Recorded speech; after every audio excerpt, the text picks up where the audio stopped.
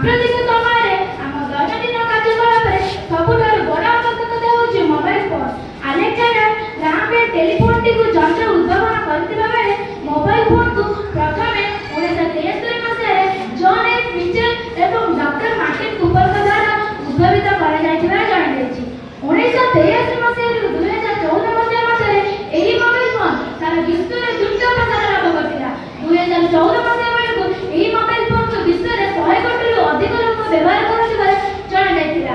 ଯଦି ଆମେ ମୋବାଇଲ ଫୋନକୁ ବିଜ୍ଞାନର ବର୍ଦ୍ଧନ ବୋଲି କହିବା ତାହେଲେ କିଛି ଭୁଲ ହେବ ନାହିଁ। ଏହି ମୋବାଇଲ ଫୋନ ଯୋଗୁଁ ଆମେ କୌଣସି କାର୍ଯ୍ୟକୁ ସ୍ୱଳ୍ପ ସମୟରେ ମଧ୍ୟ କରିପାରୁଛେ। ତେଣୁ ତ କହିଥାନ୍ତି ଆଧୁନିକ ଯୁଗେ ମାନବ କଲ୍ୟାଣେ ମୋବାଇଲ ଯାକୁ ଥାଏ, ସୁଖ ଚଳିଯାଏ ମାନବ ସମାଜ ଉପକାର କେତେ ପାଏ।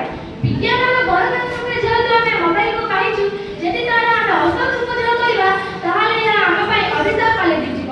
ଯେପରିକି ଗାଡ଼ି ଚଳାଉଥିବା ଚାଳକମାନେ ଏହି ମୋବାଇଲ ଫୋନକୁ ବ୍ୟବହାର କରି କେତେକ ଦୁର୍ଘଟଣାର ସମ୍ମୁଖୀନ ହୋଇପାରୁଛନ୍ତି।